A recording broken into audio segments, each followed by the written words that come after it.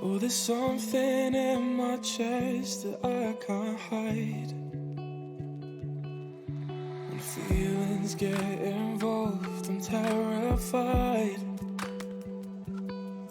'Cause I've been here before and said goodbye. Oh,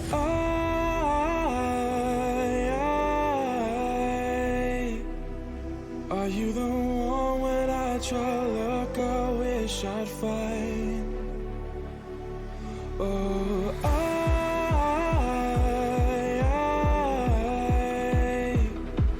how can I love when I've been hurt 100 times? But you would give it one more try.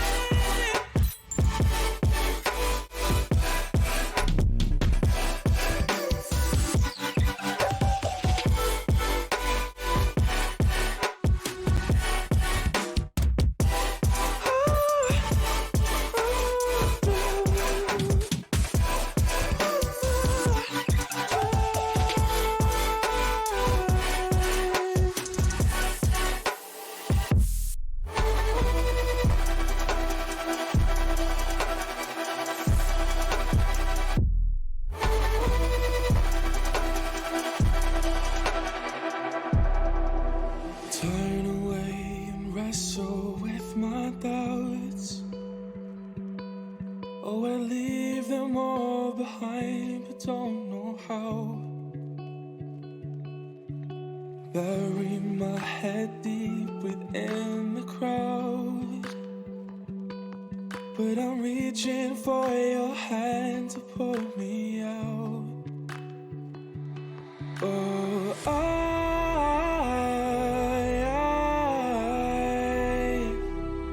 are you the one when I try look I wish I'd find? Oh,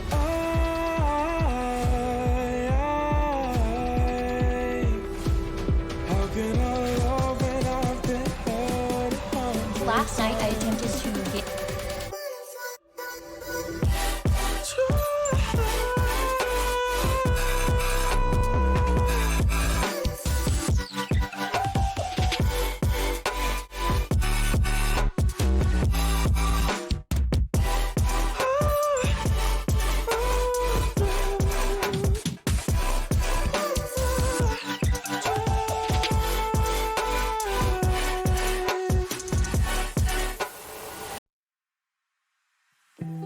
You can see straight through my life.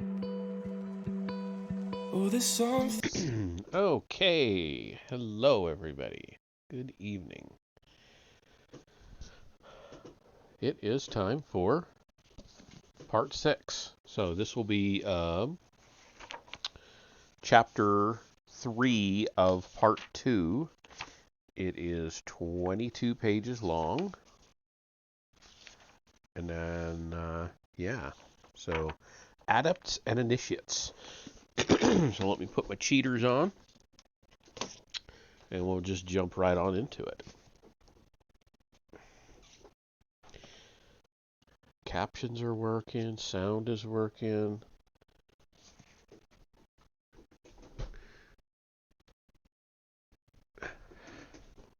All right. Here we go.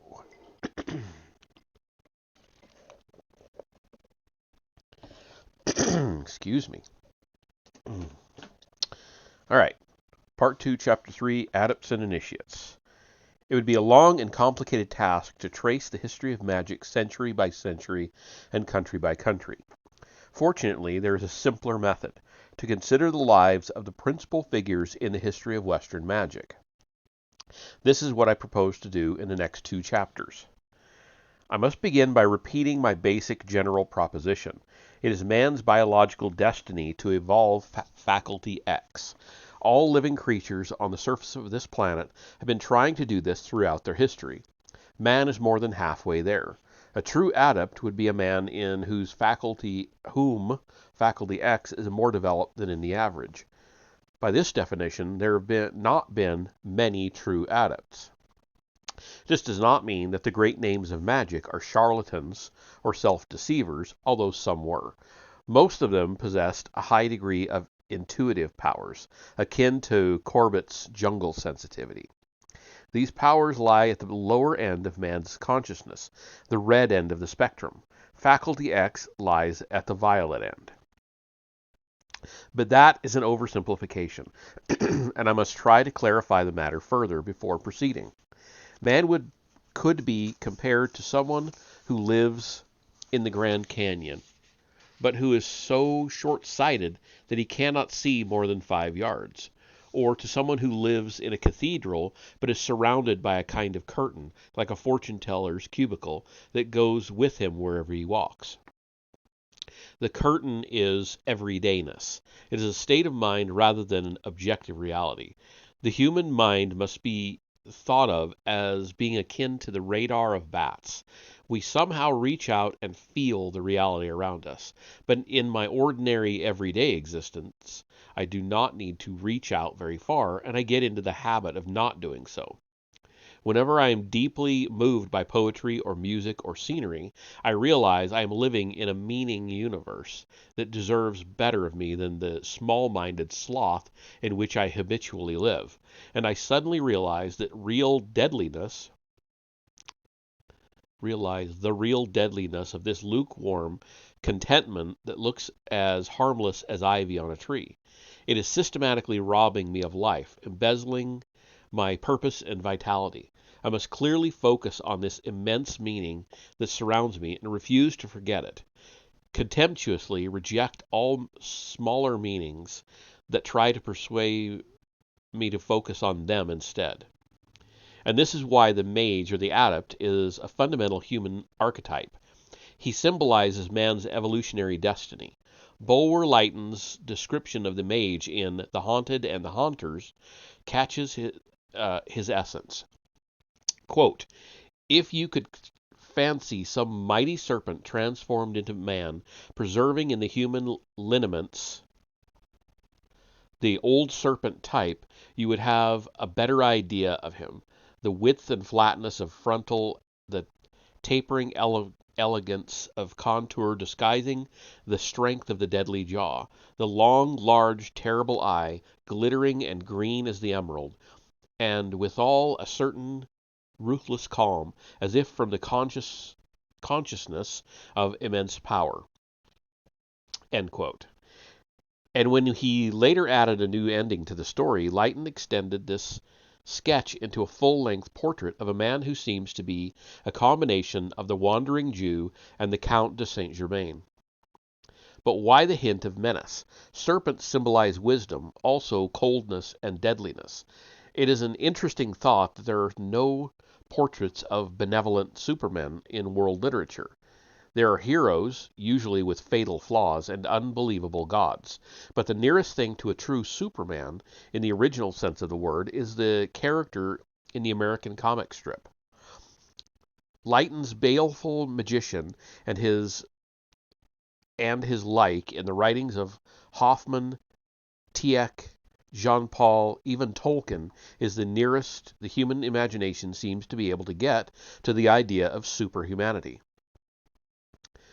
This is to be expected. Our lack of sense of meaning means that we understand the negative better than the positive. Can one, for example, imagine a completely benevolent but equally powerful Hitler? Who wants world domination in order to liberate the poor, to destroy anti-Semitism? No, benevolent statesmen tend to be idealistic and ineffectual. Quote, "The best lack all conviction, while the worst are full of passionate intensity." End quote.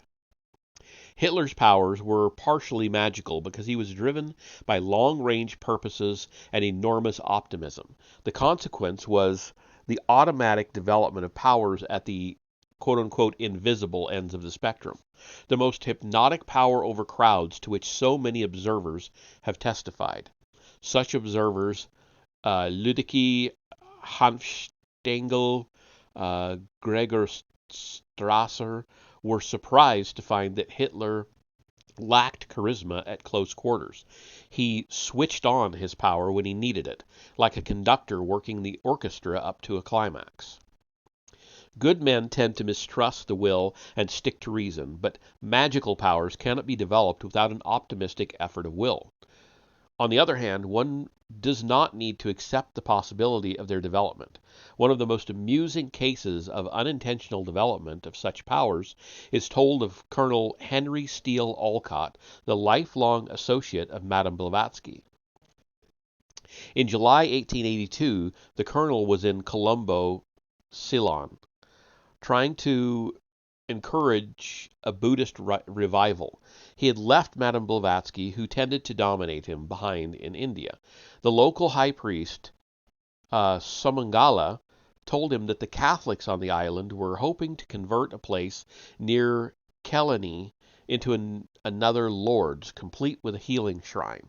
So far, the miracles had failed to occur, but the colonel realized that if mass suggestion got working, they might well begin, and the Buddhists would lose half their congregation.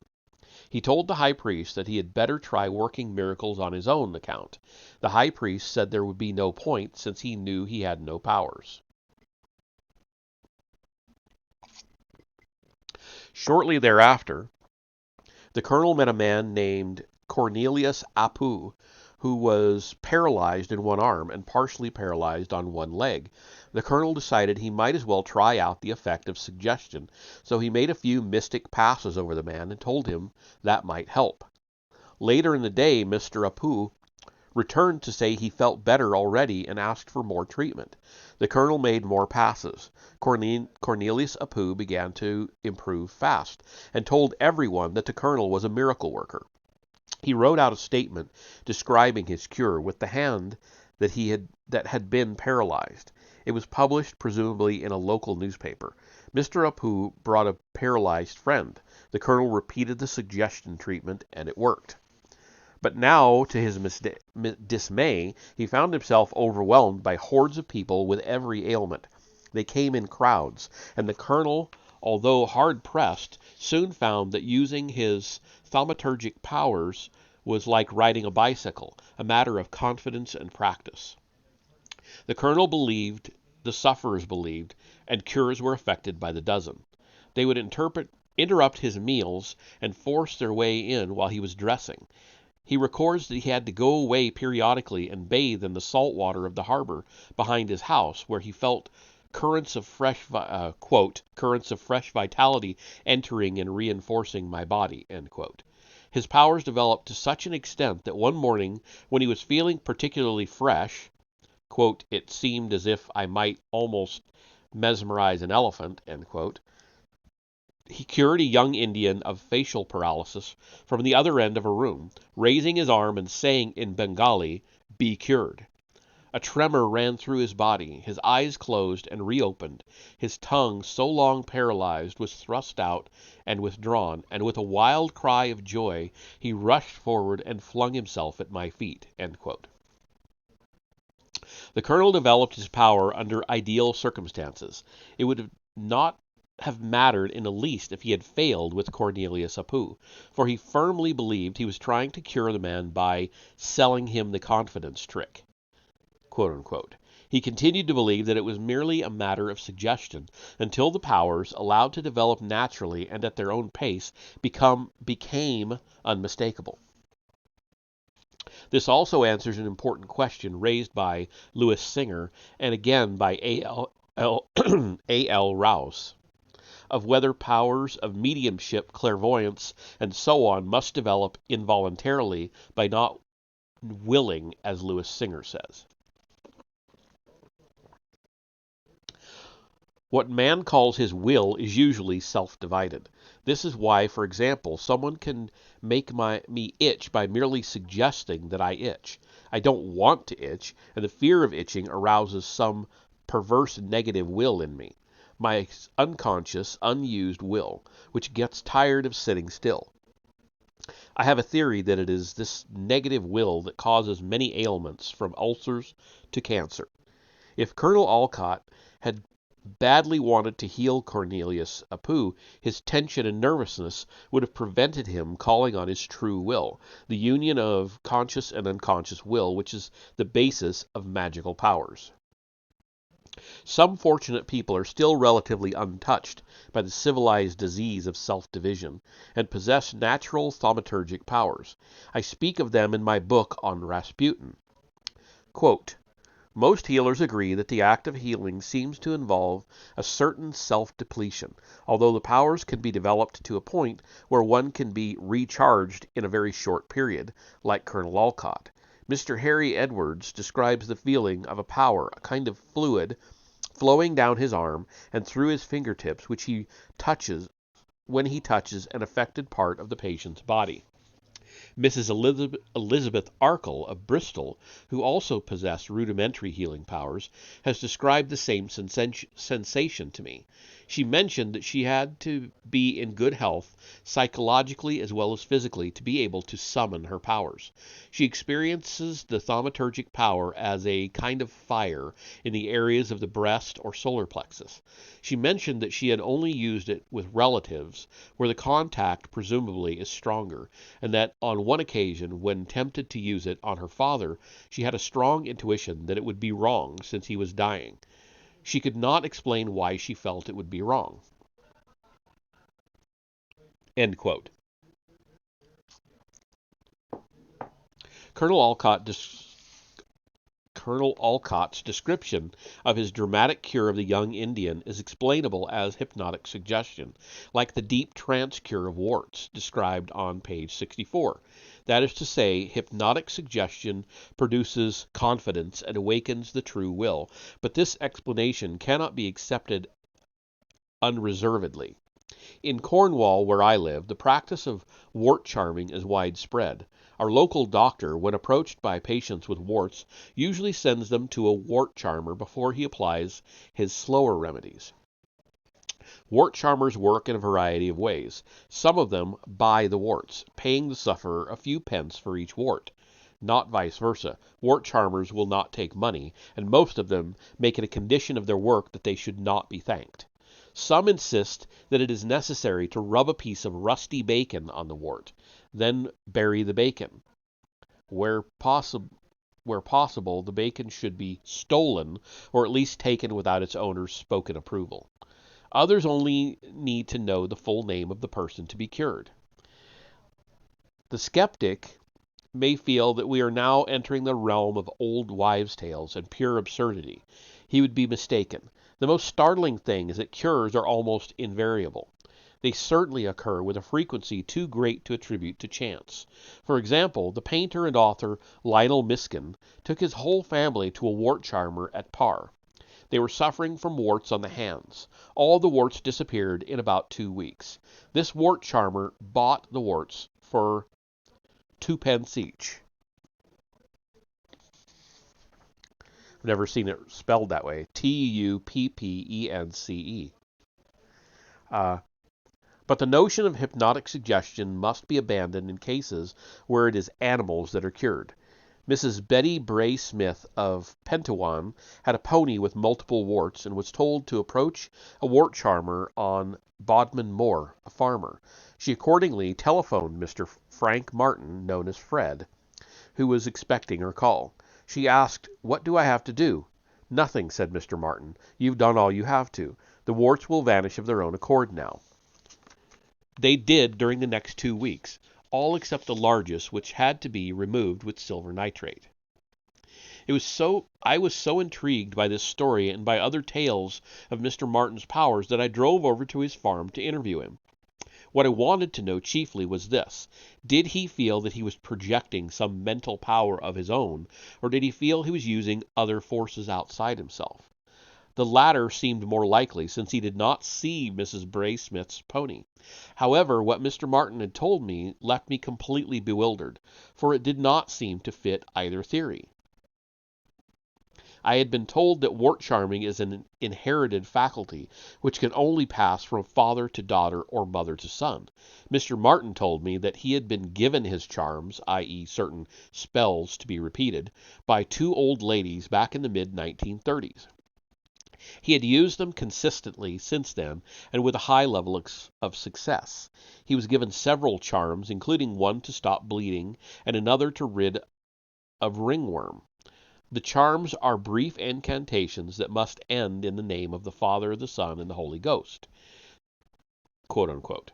Since a large number of his patients are sheep and cows, he concludes that it is the charm itself that works, not his own powers.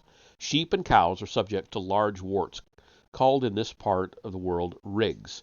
However, it is important that the owner of the animal should also believe that the charm will work. Mr. Martin sees the cure as some kind of cooperation between himself and the owner. He confirms that the charms can only be passed on from man to woman, or vice versa. They cannot be given to a member of the same sex.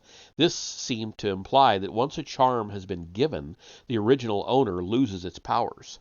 Mr. Martin verified that most charmers believed this, but said that he himself had given the charms to several people without apparently affecting his own powers. When I asked him how he could explain these powers, he seemed to feel that they were fundamentally of the same nature as those used by Jesus, although far weaker. I pointed out that Jesus was a thaumaturgist. That is, he felt that something was taken from him when he effected a cure. Mr. Martin agreed that his own cures seemed to take nothing from him. But he added his uncle, a man of 84, who was being buried that day, had possessed the power to cure the king's evil, scrofula, I don't know what that is, and had been forced to give it up because it was taking too much out of him. It is interesting to recall that Dr. Johnson was, quote-unquote, touched for the king's evil by Queen Anne, but Boswell records that it had no effect. Evidently, the queen lacked thaumaturgic gifts. I asked Mr. Martin whether he would consider himself a religious man. After a moment's consideration, he shook his head and said he didn't think so, but he emphasized that the impulse behind all such cures must be the impulse to do good. This explains why wart charmers refuse to take money or even thanks. He explained that he himself often cured people without their knowing anything about it. The important thing was to use the power for good. He described to me an occasion when he had been present at the birth of a calf, and the carelessness of the vet's assistant had caused serious bleeding. The vet remarked that if they didn't get towels quickly, the cow would bleed to death. Mr. Martin charmed the cow without saying anything. The bleeding stopped. He did not bother to tell the vet what he had done. He emphasized the importance of the desire to help. A skeptical friend had remarked, quote, "If I cut myself now with a knife, you couldn't stop the bleeding, and if you saw a butcher slaughtering a pig, you couldn't stop the pig bleeding," end quote. Mr. Martin agreed, but pointed out that in neither case would it be doing any good. Quote, "But if the butcher cut himself accidentally, I could stop that bleeding," end quote, he added. I found that his most enlightening comments were about his state of mind when he was effecting a cure. He explained that it was a gift like any other gift, for example, like work. I was puzzled. Like work? Quote unquote. Quote, there are some things you're good at and some things you're not. For example, if I plow a field, I like the furrows all to run straight, and I really put my mind to it. The same when I thatch a roof. I don't put a lot more effort into it than anybody else, but somehow it all comes right. Now, on the other hand, I can't build walls, end quote. Cornish walls are part of a hedge or bank of earth and consist of irregular slabs of stone that use the bank as partial support. Quote, I can watch a man build a wall and tell him where he ought to put a certain stone, but I couldn't lay it myself, end quote. In short, Mr. Martin is speaking of the use of Tao, as discussed in an earlier chapter of this volume, page 86, a kind of stilling of the mind that allows total concentration. It is the use of the true will, the instinctive will. I cannot explain why Mr. Martin's charms work, or why those of dozens, perhaps hundreds of other Cornish wart charmers work, except by saying that the Cornish are Celts, and Celts seem to possess a higher degree of natural powers than Anglo-Saxons. I suspect that the charms are less to do with it than a natural thaumaturgic faculty, and that Mr. Martin may not feel that anything has been taken out of him, because the cure of warts takes too little for him to notice. As to how he can cure a pony he has never seen, I have no explanation to offer. When I told him that the biggest wart had not vanished, he said that Mrs. Braysmith should have phoned him again, and he would have repeated the charm. Some warts and ringworm are tougher than others. As a type, Fred Martin struck me as kindly, honest, simple, with a high degree of natural benevolence. That is, the kind of person one might expect to possess natural thaumaturgic gifts. In that case, he may be mistaken when he explains that he cannot cure other ailments, ulcers, for example, and snakebite. The mention of snakebite raises an interesting question. There are a number of Cornish charmers who have the reputation of being able to cure snakebite and control snakes. The master of the local hunt described to me how he had seen one of these charmers immobilizing an adder by drawing a chalk circle around it. Mr. Martin spoke of an old lady on Bodmin Moor with similar powers. A child belonging to two visitors was bitten by a viper. They called at the nearest farmhouse to ask if they could telephone a doctor.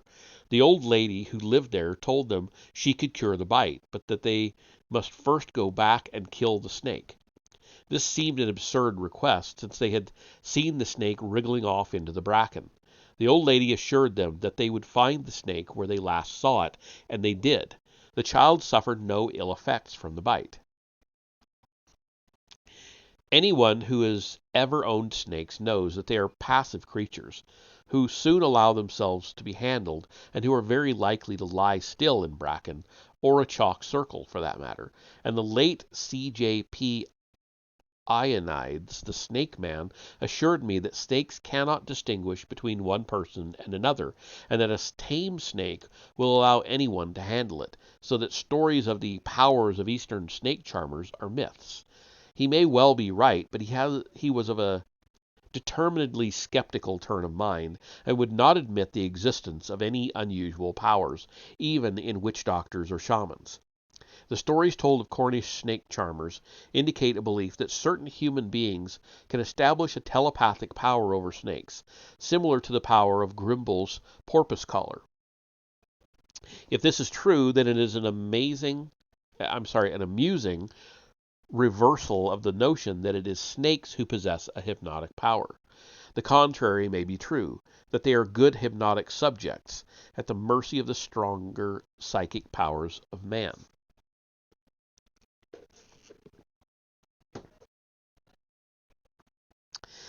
It would be a mistake, however, to imply that such powers are confined to simple, unsophisticated people, as the following passage demonstrates. It is from a letter written by Aldous Huxley, December 8, 1915.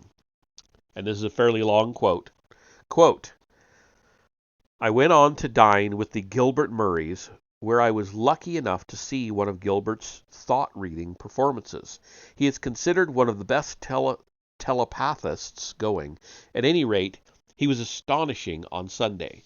He was best, of course, with his daughter, with whom he generally does it. With her, he can describe scenes in books he has never read. He did 2 on Sunday, one out of Conrad's new book, Victory, which he got almost word for word as his daughter described it, and one out of Sinister Street. He feels the atmosphere of the thought. Thus, as soon as he came into the room, the time his daughter had thought of Sinister Street, a scene of undergraduates talking together, he said, "How I hate these," and this is a quote within the quote, "how I hate these people," end quote, the aesthetic young man being very hostile to him. He tried one with me, which came off extraordinarily well considering I was a stranger. I had thought of the following scene: the master of Balliol listening to an essay on The Egoist, a book he has not read. Gilbert Murray stood holding my hand about half a minute, then began to laugh and said, "Oh, of course, it's the old master of Balliol being embarrassed. I'm not very clear about what, but I think it's a conversation about a new poet, which is close enough for a first attempt with an unfamiliar mind. He cannot exactly describe the process.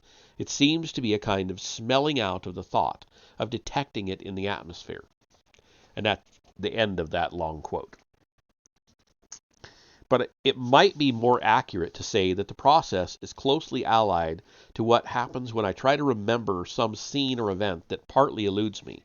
A half picture forms in my mind, a few tantalizing threads of association, but not the whole thing.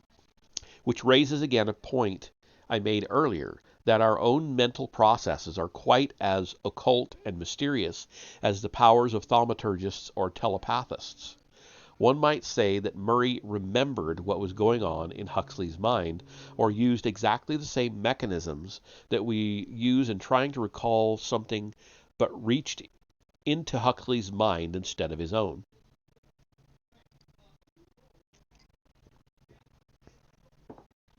Another point worth noting, Murray's response, quote, "How I hate these people," end quote, might easily have been conveyed by the same telepathic process to the people he was talking about. And since we have already discussed the suggestibility of the average person, the self-division that makes us think about something we don't want to think about, it is not difficult to see how a person with some telepathic ability could exercise the evil eye, quote unquote. In short, we must recognize that the powers we have been discussing are commonplace. They exist far more widely and generally than we choose to acknowledge. How can we summon these powers? It would be more to the point to ask what prevents us from summoning them.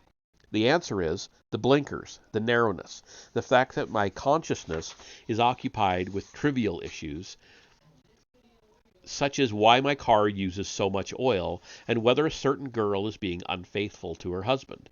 The only infallible way to develop these powers is for human beings to systematically turn away from triviality, to reject the near and concentrate on the far. Man must develop positive consciousness. He has reached his present position on the evolutionary scale through his power to turn his mind into a microscope and concentrate on small things. But this has made him a victim of the small and the negative. Human history is the history of childishness, of silly quarrels for small reasons. Like the housewife in Under Milkwood who says, quote, "Before you let the sun in, mind it wipes its shoes," end quote.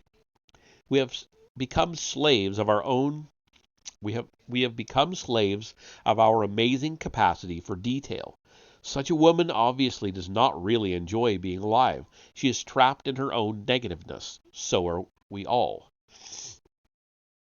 I know of only one religion that has made this recognition its foundation, Zoroastrianism, the religion of the ancient Persians. The Persian scriptures, the Gathas, state that the supreme being, Ahura Mazda, created two twins who produce reality and unreality.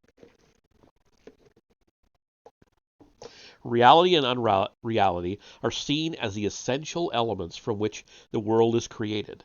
They are not positive and negative, but both are equally positive. It was only later that they degenerated into good and evil. Later still, there was a further degeneration when Ahura Mazda, the first cause, was identified with the good, and his enemy, Ahriman, with the devil. For reality is meaning out there, and unreality is human subjectivity, our tendency to get enmeshed in our self-chosen values. We derive our power to act, to work, to concentrate, to evolve from this same subjectivity, so it cannot be regarded as negative or evil. It becomes negative through human stupidity and defeat proneness.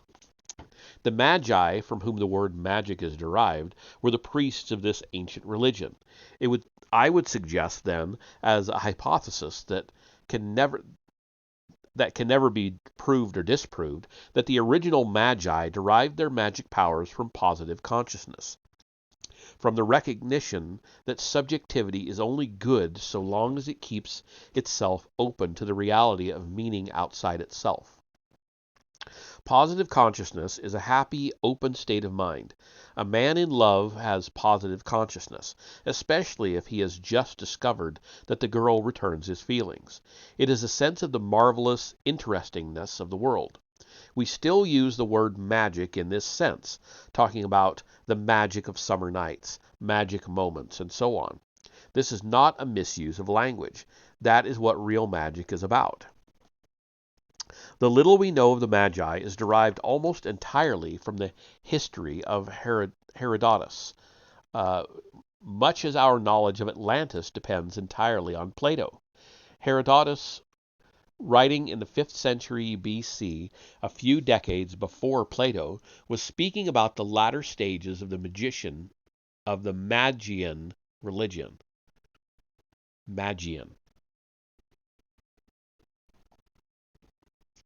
Even so, he is struck by the purity of their faith. Quote, "They have no images of gods, no temples, no altars, and consider the use of them a sign of folly. Their wont, however, is to ascend to the summits of the loftiest mountains, and there to offer sacrifice to Zeus, which is the name they give to the whole circuit of the firmament. They likewise offer to the sun and the moon, to the earth, to fire, to water, and to the winds." End quote. The Persians later developed the worship of the sun god Mithras, who is a savior with much in common with Jesus, and whose religion in later centuries almost supplanted Christianity in Rome. All the references in Herodotus are incidental, so we learn only that the Magi were skilled in the interpretation of dreams, and that they were a powerful caste who continued to dominate Persian life even after an attempt to seize power led to mass executions, presumably because daily life was unthinkable without them. The Magi were the descendants of the shamans of the Neolithic, but with one important difference. The shaman derived his power from mana, the magical force that permeates nature. The Magi were also adepts and scholars. They knew nothing of mathematics and astrology, both of which had originated not far away in Mesopotamia, and were skilled in divination. I'm sorry, they knew something of mathematics and astrology. That totally changes the sentence, doesn't it? They knew something of mathematics and astrology, both of which had originated not far away in Mesopotamia, and were skilled in divination. Their religious beliefs owe something to the Hindus. They certainly believed in the transmigration of souls. From the few references to them that are scattered in the classical writers, it seems fairly certain that the Magi began as an order of Wordsworthian nature mystics.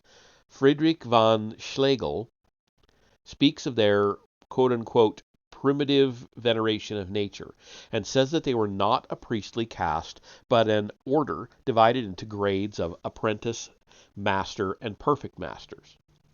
Eliphas Levi, perhaps not the most reliable of authorities, speaks of, quote, secrets that gave them mastery over the occult powers of nature, end quote. That is to say, they were shamans, and citing Pliny and Lucius Pison as his authorities, declares that they could produce electricity. They existed long before the birth of their avatar, quote-unquote, Zoroaster or Zarathustra. In the 7th century BC, and from the evidence of the early Gathic hymns, and later Zendavesta, supposedly written by Zoroaster, it is clear that the religion changed from nature worship to something closer to the religions of Mesopotamia, with their angels and demons. Later still, it degenerated into fire worship. By the time of Cyrus, who died in 529 BC, the great founder of the Persian Empire, the Magi had also degenerated into a ruling cult, like the priests of Egypt. But in their early days, they were an order of worshippers and philosophers, like the Greeks who celebrated the Orphic and Eleusinian mysteries, or like the Jewish order of the Essenes. Perhaps the most puzzling feature of the order is that they had no temples. If Herodotus is correct in saying that they performed their worship on mountaintops, then we must take these two facts in association to indicate that the Magi were nature mystics in the fullest sense of the word, the sense in which the 17th century cobbler Jacob Boehme was a nature mystic. Just as an aside, I wonder if he's going to make a connection between Moses going to the mountaintop to get the tablets and the Zoroastrians. That would be interesting. It occurred to me. I'm sure it occurred to him. All right. This description of Boehme's second illumination catches its essence. Quote, Boehme's glance was attracted by a polished pewter dish that reflected the sun. Suddenly a strange feeling overpowered him, for it seemed as if he were looking into the very heart of nature and beholding its innermost mystery. Startled and desiring to banish such presumptuous thoughts, he went out on the green. The vision persisted and became even more clear. The grass and flowers were stirred with strange living forces. Our nature, the veil of matter, grew thin, over nature, the veil of matter, grew thin and half revealed the vast struggling life beneath. End quote. And that is from Howard Brinton, The Mystic Will, London, 1931, in case you're interested. Boehme's vision can be interpreted in a number of ways, but all come back to the same thing, the sense of overpowering meaning in nature. Boehme spoke of the signature of things, meaning their inner symbolic essence, which makes it sound as if he caught a sudden intuitive glimpse of Dr. David Foster's notion of a universe of coded information in which all living things are the expression of a vital intelligence. There seems to be no doubt that the Magi were a mystical order of exceptional purity, the natural link between the shamans of the Stone Age and the confused magical cults of the urban civilizations. They were the expression of man's need to escape his animal destiny, to see beyond the veil.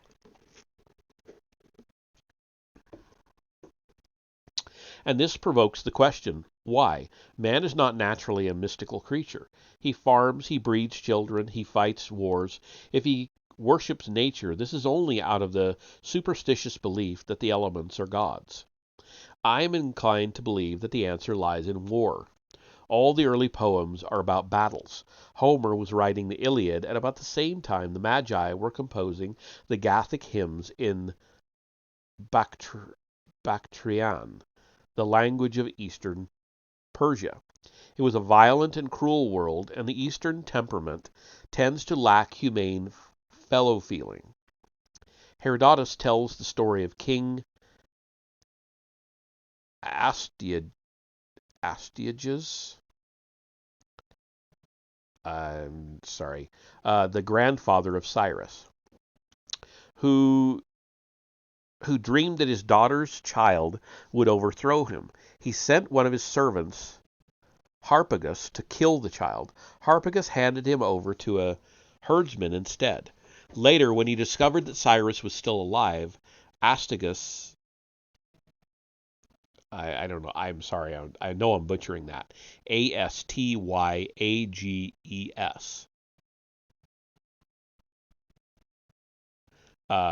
Anyway, Astyages took a horrible revenge on Harpagus. He invited him to a feast, asking him to send his 13-year-old son to help prepare it. At the feast, Harpagus ate his fill of meat. Astyages asked him if he had enjoyed it, and Harpagus said he had. A covered bowl was then placed in front of Harpagus. When he removed the cover, he discovered the head and limbs of his son. He had been eating him. Herodotus records, quote, the sight did not rob him of his self-possession. Being asked by Astyages if he knew what beast's flesh it was that he had been eating, he answered that he knew very well, and that whatever the king did was agreeable. End quote.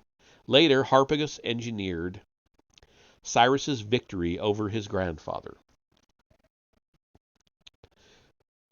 The first part of the story sounds apocryphal, too much like the story of Oedipus and other legendary heroes, but it is a historical fact that Cyrus overthrew his grandfather with the aid of Harpagus, who was sent out to repel Cyrus's army and joined it instead. So it seems likely that the story of Harpagus is true. It demonstrates the barbarous temper of the eastern potentates. Astyages also ordered the execution of all the magi who had persuaded him to spare Cyrus. Living in a world like this, surrounded by violence and ambition, watching the degeneration of urbanized humanity, it is not surprising that the descendants of the shamans turned away from it all and immersed themselves in the mystical peace of nature.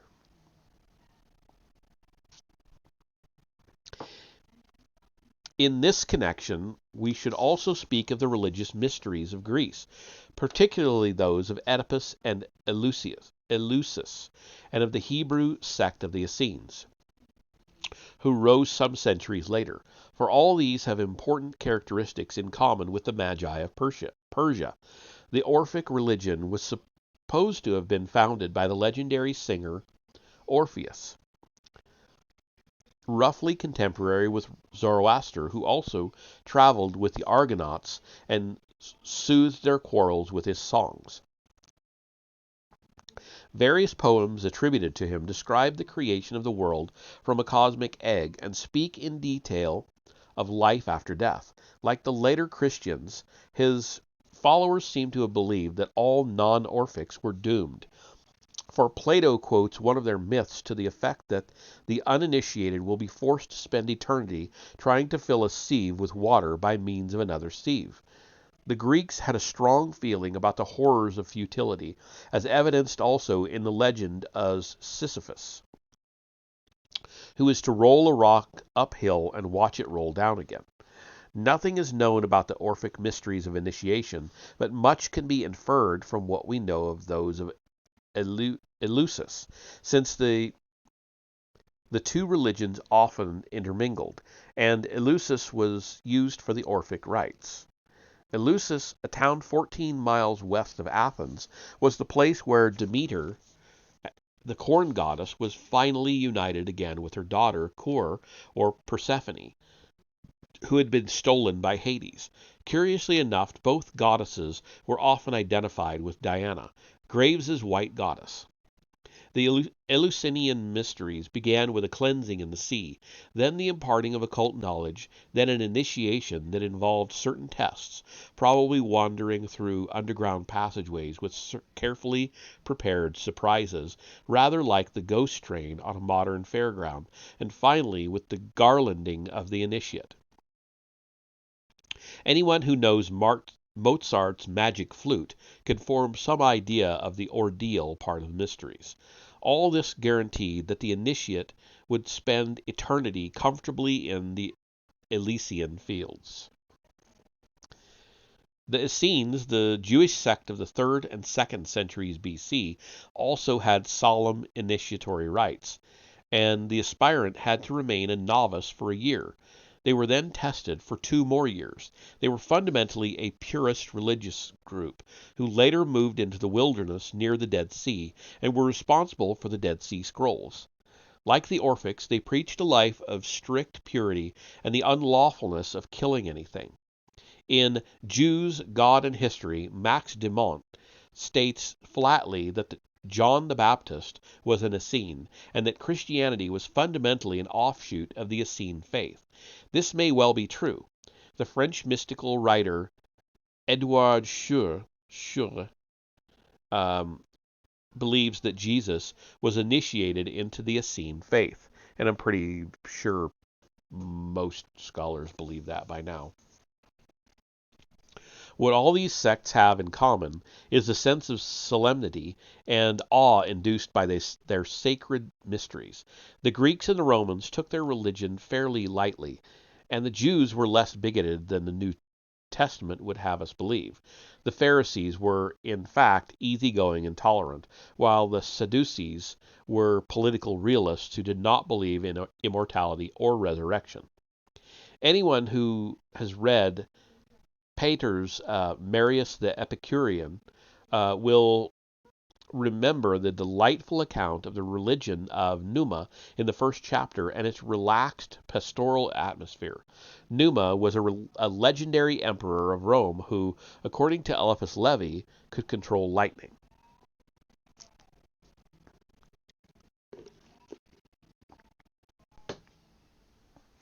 The mysteries were a different matter. Their aim was to raise the mind beyond everyday triviality to steady contemplation of the miraculous character of nature. The method was to make the aspirant identify himself with the story of Demeter and Kor, or Orpheus, in much the same way that a good preacher can make his congregation identify themselves with the Passion of Jesus on Good Friday.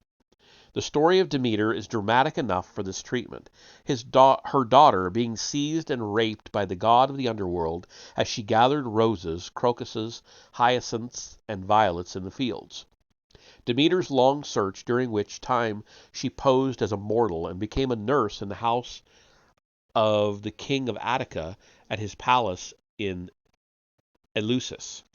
She decided to make the king's newly born son immortal, but was caught by the queen as she was about to put him into the fire and forced to reveal her identity. Her grief makes the earth barren until Pluto agrees to allow Kor to return to Earth every year.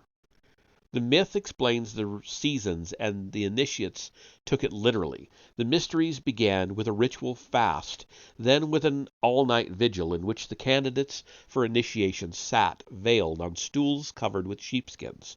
During this time they would meditate on the rape of Kor and the sorrow of Demeter, the long search, and so on. In this oral part of the initiation, all this was driven home by sacred drama and sermons. The tests followed. They were probably terrifying and perhaps genuinely dangerous. After all this came the dramatic climax. Demeter's sorrow in her temple at Eleusis, the fields barren of all vegetation, the restoration of her daughter, upon which she causes a field of ripe corn to shoot up. At this point in the celebrations, the worshippers are shown a ripe ear of corn, and as with the rituals of the shamans, the dramatic effect must have been shattering. The worshippers look outside at the fields of swaying corn and the ripe orchards, and it seems a revelation. From this time on, the name of Demeter or Kor makes a shiver run over the scalp. The Orphic mysteries, which could also be celebrated at Eleusis, used the story of Orpheus in the same way, emphasizing his sorrow at the loss of Eurydice, the descent to the underworld, his second loss of her when he looks over his shoulder, breaking his promise to Pluto or Hades, his death from being torn to pieces by Thracian Maenads. What we do not know is the nature of the secrets imparted to the initiates, which were certainly of a magical nature. Even the Essenes, who were an ascetic religious order, had magical secrets. The Jewish historian Josephus says, quote, "They studied with great diligence certain medical writings dealing with the occult virtues of plants and minerals." End quote. And for the Greeks, as for the Magi, nature was a living thing, a veil concealing strange secrets. Each tree, each flower, each color had occult significance. Graves devotes 2 chapters of The White Goddess to an exposition of the occult significance of the various trees. There was some significance in each of the flowers that Kor was picking before she was raped.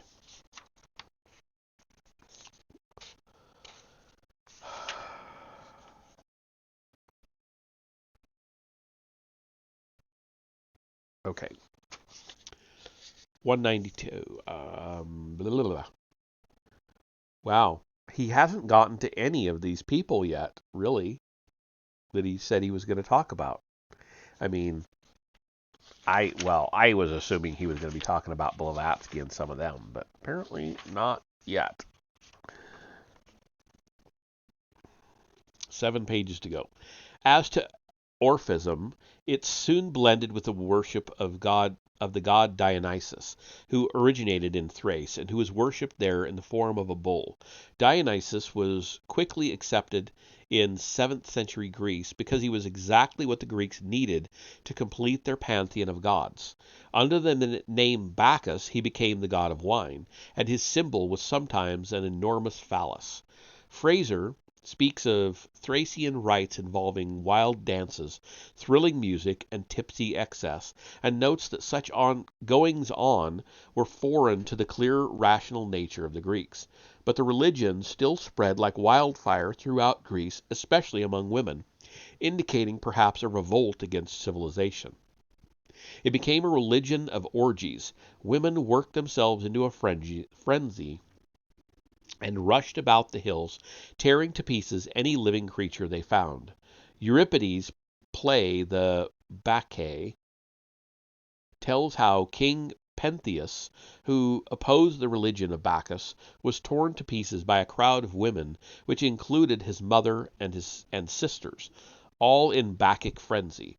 In their ecstasy, the worshippers of Bacchus became animals and behaved like animals, killing living creatures and eating them raw. The profound significance of all this was recognized by the philosopher Nietzsche, who declared himself a disciple of the god Dionysus. He spoke of the blissful ecstasy that rises from the innermost depths of man, dissolving his sense of personality. In short, the sexual or magical ecstasy. He saw Dionysus as a fundamental principle of human existence, man's need to throw off his personality, to burst the dream bubble that surrounds him, and to experience total ecstatic affirmation of everything.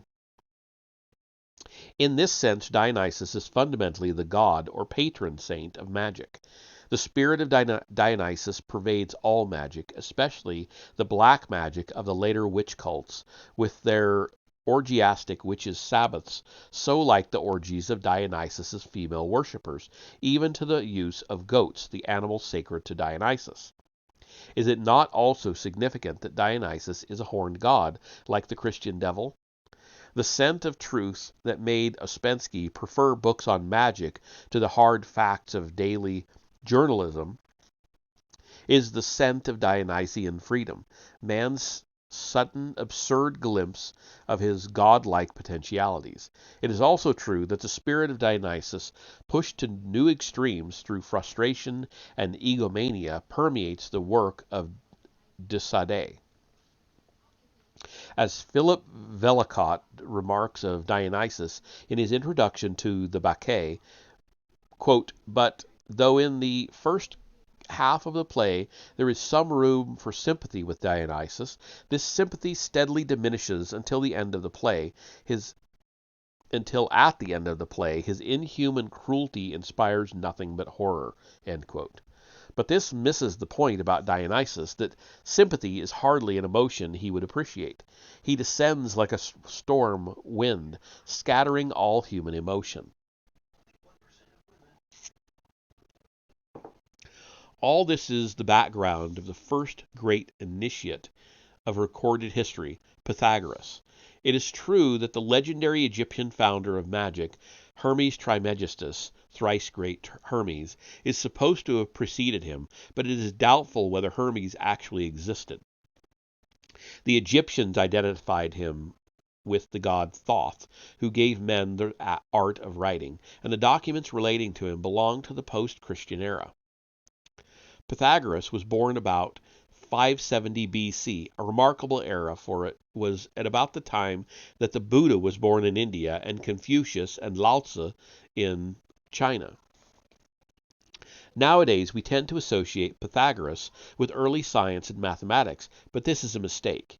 He was primarily a religious mystic who was interested in everything. He wanted to understand the world because he believed that its principles were basically mystical or occult, and that mathematics demonstrated this.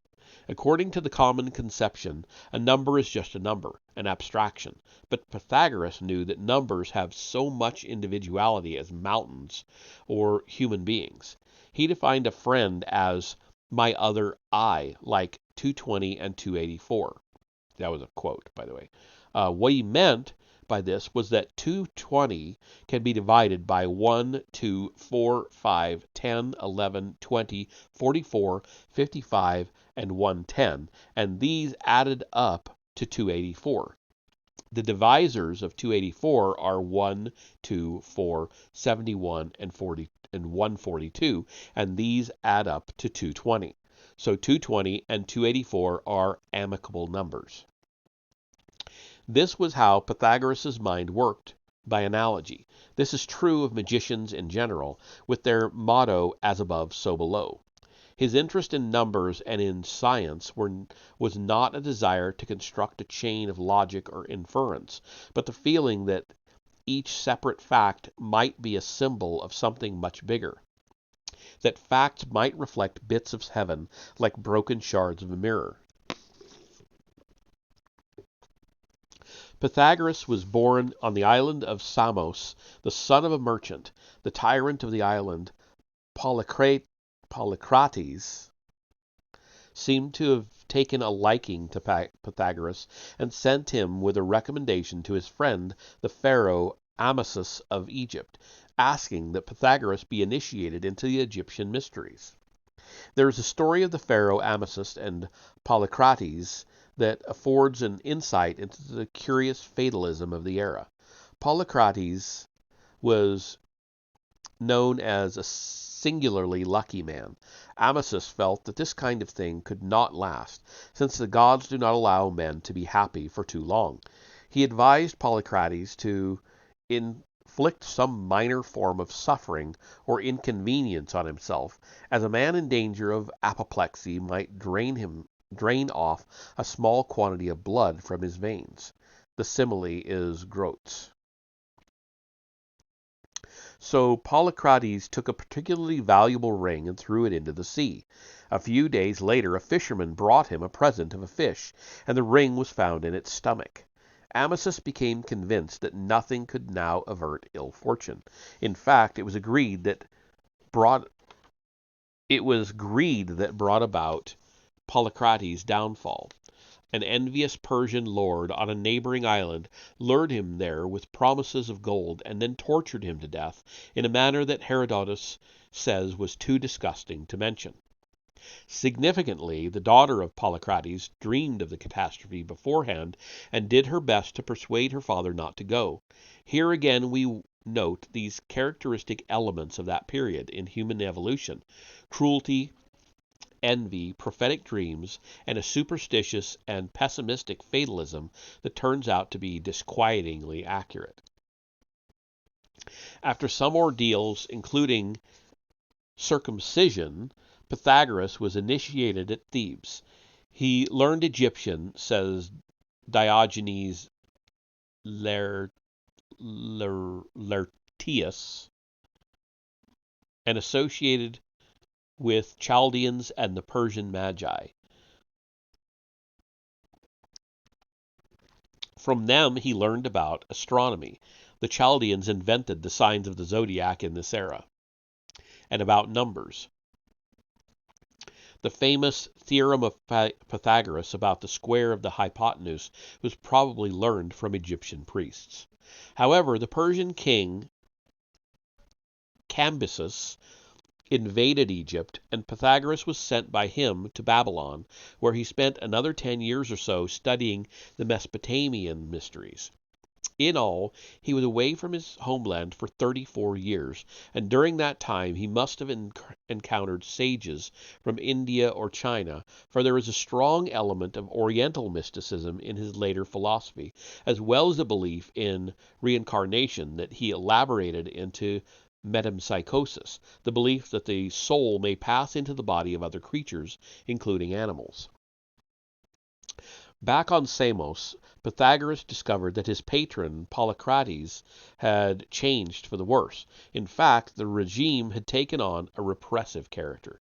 He moved to Crotona in southern Italy. His personal magnetism was so great that he collected many disciples, but he also aroused envy and enmity. Even his brother philosopher Heraclitus had sarcastic things to say about him. An enemy raised the populace against him in Crotona, and some of his followers were slaughtered. This seems to indicate that they had become a powerful influence in the city. Eduard Schure says that Saiton, the man who caused the uprising against Pythagoras, was a rejected pupil. Diogenes Laertius says that Pythagoras was killed in Crotona, burned in a house to which the mob had set fire. Porphyry says he escaped and went to Metapontum, where he died at the age of 80. During the 30 years he spent in Crotona, Pythagoras became one of the great intellectual influences on the Mediterranean world. He brought Eastern mysticism to the West. His school was a school for mystics, and the initiatory rites were long and challenging. Pythagoras was a philosopher rather than a magician. In fact, he invented the word philosopher, but his highly mystical philosophy was one of the great influences in the history of magic. Hey there, Nambro. How's it going? Thank you for coming in tonight.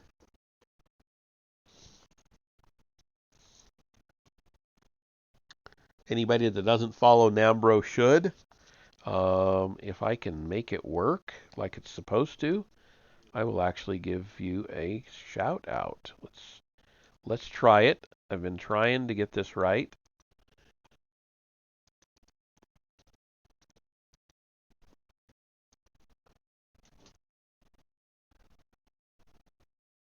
What? Oh, the real Nambro. Oh, you changed your name. Oh, well.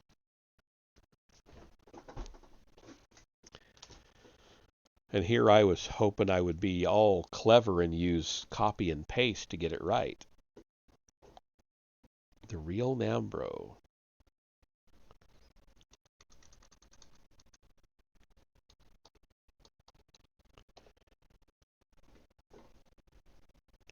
Let's try that again then.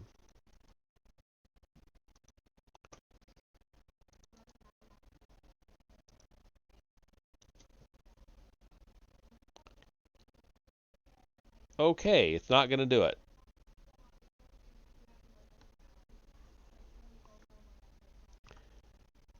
Oh, I see what I did. How come you changed your name, man? Just tired of Super Nambro?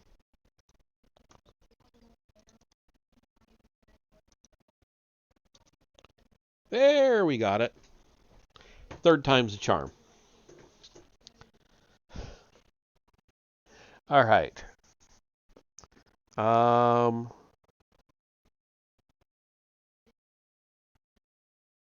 Okay, here I am. We've got 4 pages to go. No, 5 pages.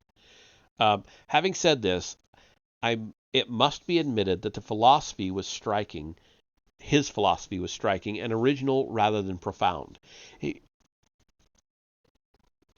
He was apparently amazed to discover that there is a relation between the 4 principal notes of the Greek musical scale and the distance between them, as measured on the string of the lyre, or lyre, depending on how you choose to pronounce that. One delightful legend records that he was passing by a blacksmith's shop in which 4 smiths were striking anvils of different sizes and producing 4 different notes. Pythagoras had the anvils weighed and found that their weights were in the proportion 6, 8, 9, and 12. He then stretched 4 strings from the ceiling and hung the 4 anvils from them, or 4 weights of the same proportion. The strings, when plucked, produced these same notes.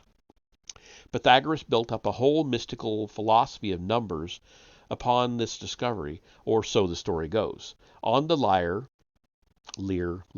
string, the distance between the notes was 3, 4, and 6, and the notes themselves could be worked out in the proportions 1 to 2 octave, 3 to 5 fifth, and 4 to 3 fourth. The 4 numbers involved, 1, 2, 3, 4, add up to 10, a sacred number. This discovery sounds absurdly simple to our sophisticated ears, but it must be remembered that few people in those days could count beyond 10, and that the art of multiplication was still unknown. even to the Egyptians. It struck Pythagoras as a revelation that these 4 notes, which, when played together, sounded so harmonious, should be explainable in terms of whole numbers. His mind leapt to the startling idea that perhaps all the harmony of creation is due to numerical secrets of the same sort. Creation starts with the divine, pure unity, number 1, then develops to the holy 4, and the first 4 digits beget 10, the sacred number from which everything else springs. And my captions stopped again, so hold on.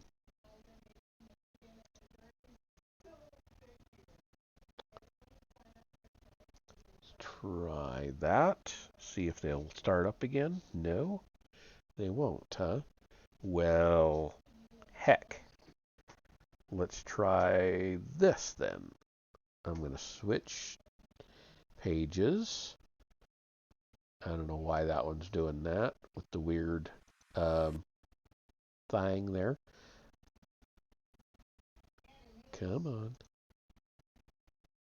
Refresh that. Okay, there they go again. And they're all messed up on size. That's annoying. I can't complain too much, though. This is free. A free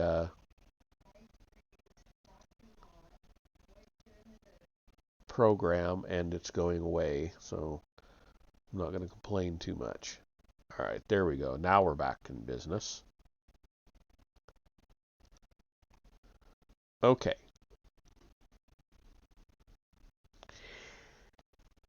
In the same way, you can make up a triangle of dots by putting 4 dots for the bottom row, 3 dots for the next, 2 dots for the next, and 1 dot for the apex.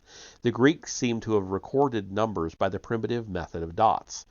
This proved to the Pythagoreans that the triangle is also a mystical symbol. If you make up several of these triangles, each one with an extra row of dots, you notice that any of these triangles added to the one before makes a square. That is to say, a triangle made up of 3 dots added to a triangle made up of 6 dots makes 9 dots, which is 3 times 3. All this sounds like a harmless arithmetical game, but we are using the hindsight of centuries of science. In order to understand the full impact of Pythagoras on the Mediterranean world of his time, we must put off sophistication and travel back 2,500 years. There were various mysteries of Orpheus, Eleusis, Egypt, Babylonia, and some interesting views on life, death, and the gods. But no one had ever made an attempt to unite all this into one magnificent structure of knowledge. Pythagoras knew about numbers, he knew about music, he knew about magic, he knew about astrology, he knew about gods of Egypt and Chaldea and Persia and India. The Pythagorean mysteries were based on those of Orpheus, who by this time was somehow identified with Dionysus. Dionysus is the life force itself, formless and overpowering. Apollo is the god of art, of order, of harmony. He is not really the opposite of Dionysus, only death is the opposite of life. He represents a more complex and ordered form of Dionysus, an attempt of the formless energy to express itself as visible beauty, in opposition to ugliness and chaos. Apollo is a universal god, the Horus of the Egyptians, Mithras of the Persians, Marduk of the Babylonians. How does Dionysus become Apollo? Through ordering matter harmoniously in accordance with secret laws of proportion, like the one Pythagoras stumbled on in music.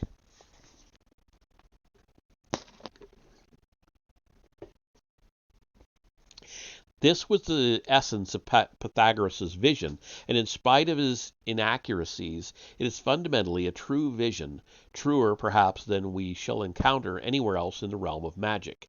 Instinctively, Pythagoras understood the upward evolutionary movement of life away from animal instinct and jungle sensitiveness toward distant vision, the ability to grasp far horizons of reality.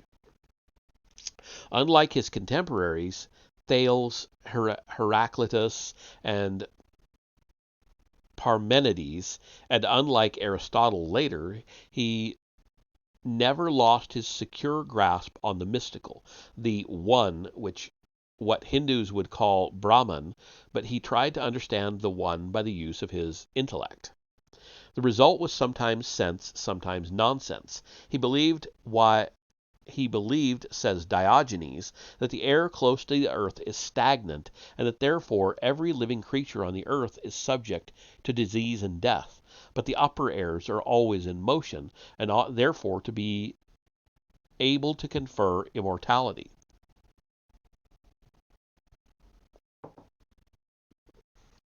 An interesting guess, but wide of the mark. His view of sex was jaundiced.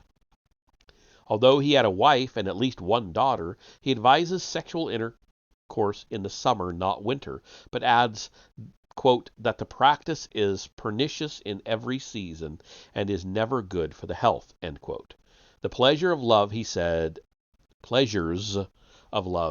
make a man weaker than himself.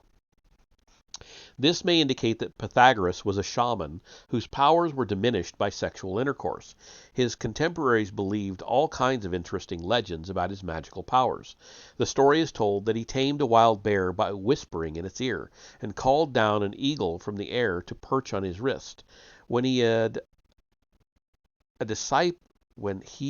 disciple were watching a ship entering harbor, and the friends speculated that treasure was on board, Pythagoras foretold correctly that its cargo was 2 dead bodies being sent home for burial.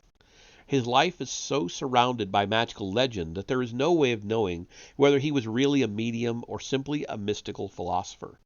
His contemporaries seem to have had a habit of ridiculing him in epigrams, and one chronicler asserted that Pythagoras' legendary descent to the underworld to converse with the dead was a fraud.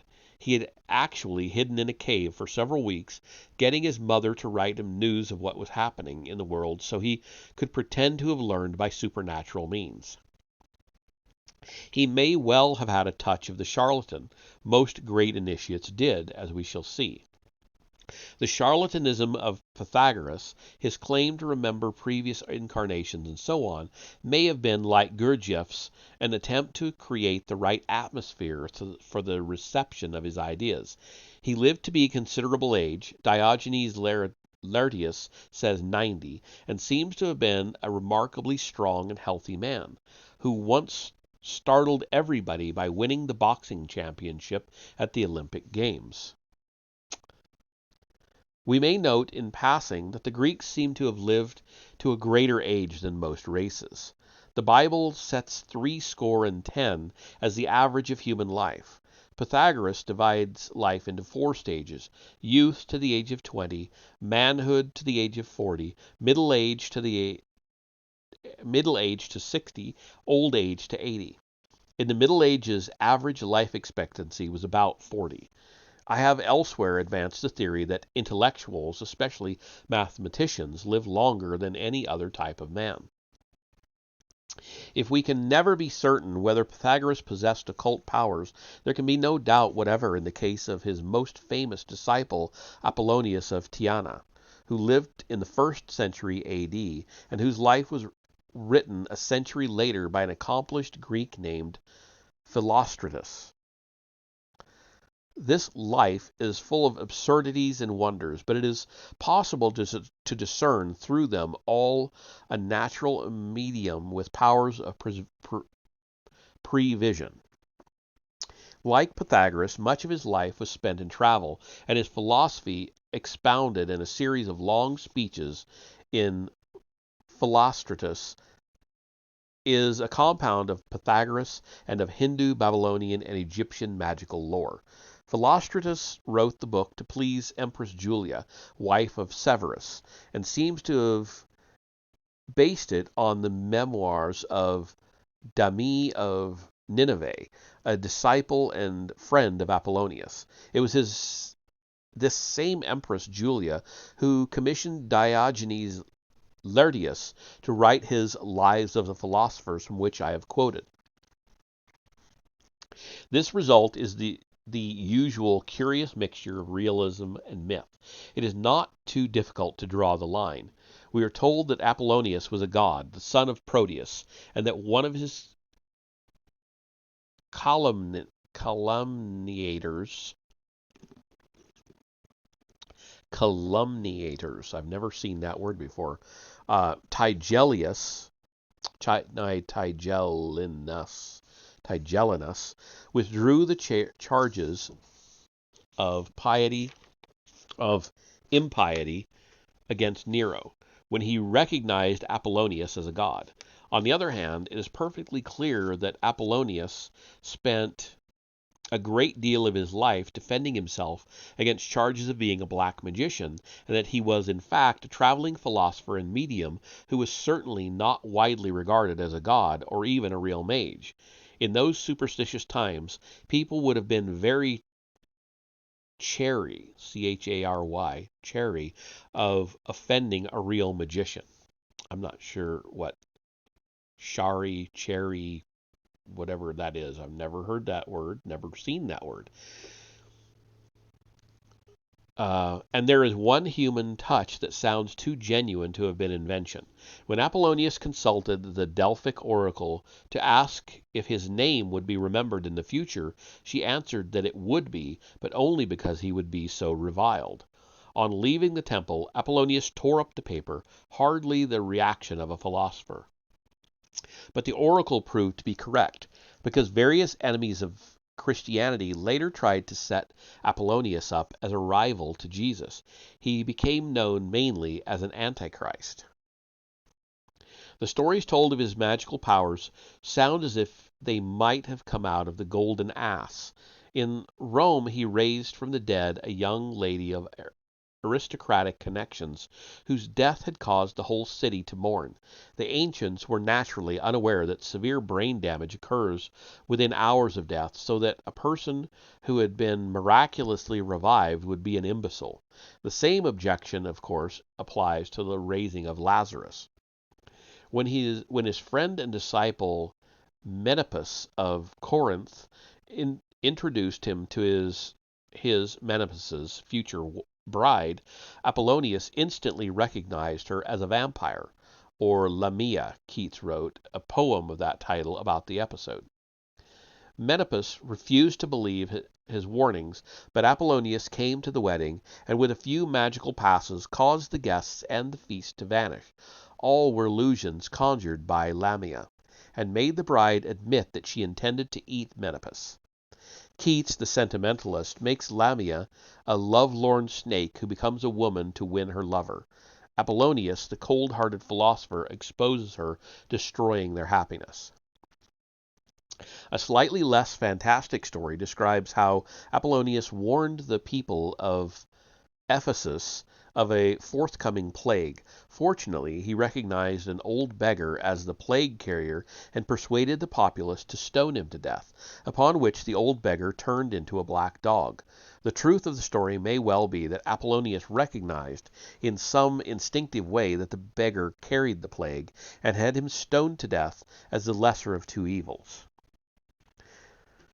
The kind of calumny with which Apollonius had to contend all his life is illustrated in the account of his trial before the Emperor Domitian. An enemy named Euphrates accused him of plotting against Domitian and killing a shepherd boy in order to discover from his entrails the date of Domitian's downfall. It must be remembered that the Romans believed in divinity by entrails, but they were usually those of an animal. I think this is the last page. Yes, this is the last page. Apollonius voluntarily presented himself at Rome to answer the charge, confident apparently that it was not his destiny to die at the hands of the emperor. His defense was that he had never at any time practiced sacrifice, and that he had spent the night in question sitting beside a dying disciple, Felicis of Melos. He explains that he is a philosopher and seems to deny that he has magical powers. He also says that he would happily descend to Hades to rescue the spirit of Philiscus. Since one of the legends told of him is that he did descend to Hades, like Pythagoras, it seems likely that this part of the story, at any rate, is genuine. We gain a glimpse of Apollonius as he really was, a philosopher, a natural medium, and something of a seer. His prophetic powers were probably undeveloped. Otherwise, it would hardly have been necessary for him to consult the Delphic oracle on his future reputation. The fact that he thought of consulting her at all on such a subject proves that he possessed his share of ordinary vanity. On the other hand, he was basically a man of good will who used his powers to benefit other people. Philostratus tells a story of a father who had 4 unmarried daughters, all needing dowries. Apollonius persuaded him to spend what money he had to buy an olive orchard. It brought forth an excellent crop of olives when everyone else's olives failed. This suggests that Apollonius possessed some of the old power of shamans to make the land fruitful. He later told the father of buried treasure on his land. Presumably he did not know of the treasure originally, otherwise he would have told him of it sooner. He probably divined it in the course of working his fertility charms in the olive grove. The divining of buried treasure is less fantastic than it sounds. In fact, it is an ordinary branch of dowsing. In his book Witches, the antiquarian T.C. Lethbridge describes how he was investigating Viking graves on the island of Lundy. They turned out not to be Viking after all, when his companion suggested that he should try dowsing for volcanic dikes, which are normally detected by a magnetometer.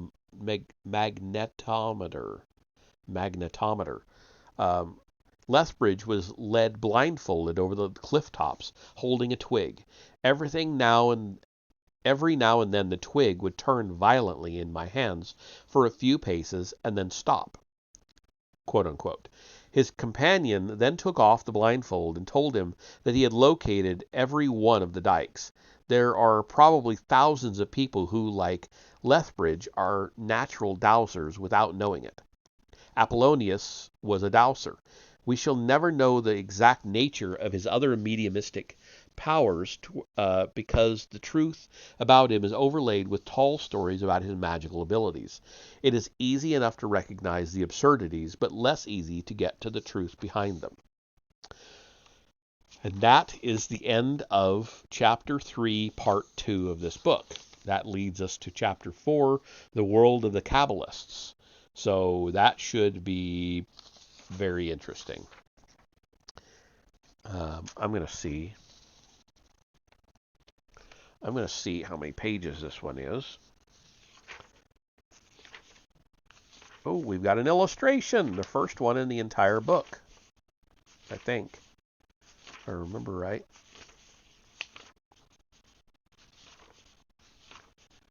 Where are we at? Come on. I hope this is not a really long chapter again, although it's kind of looking like it. Oof. We're up to 35, 37, 39. Holy crap. There's no way I'm going to be able to read this entire chapter in one sitting. I'm going to have to break it up. We're up over 50 pages now.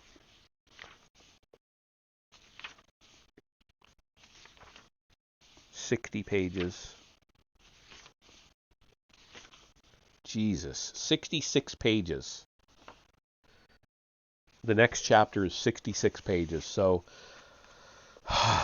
man, I guess I can try to do 33 pages next reading. I don't know if I can make it that far. My voice gives out after about 20-25. So the 22, I did okay tonight, but I'm starting to feel it. 66, holy crap. I might have to do it in 3 sittings. Damn it, Jim. No, actually, sorry. Damn it, Colin. Yeah, that was an interesting chapter, and I'm sure the next one is going to be very interesting. There's no way I can do 66 pages in one night. If I wasn't reading out loud, I could do it, but reading out loud to y'all, my voice won't hold out. So anyway, it's 11 o'clock. I just might try to play a little Greedfall for a little while. I'll take a quick break and make my decision, and I'll either see you in about 10-15 minutes or I'll see you tomorrow night. Have a good one.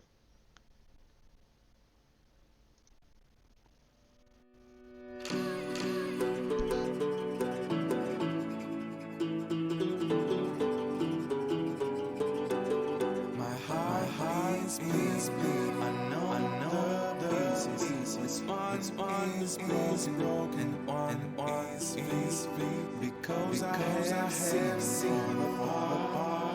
I have known about the play. I didn't anything to say. Follow your heart. Don't take. If you leave it behind. Someone will bring. I left you my heart. What did you do? You left me soft. Was my love? Was it love? You have no answers.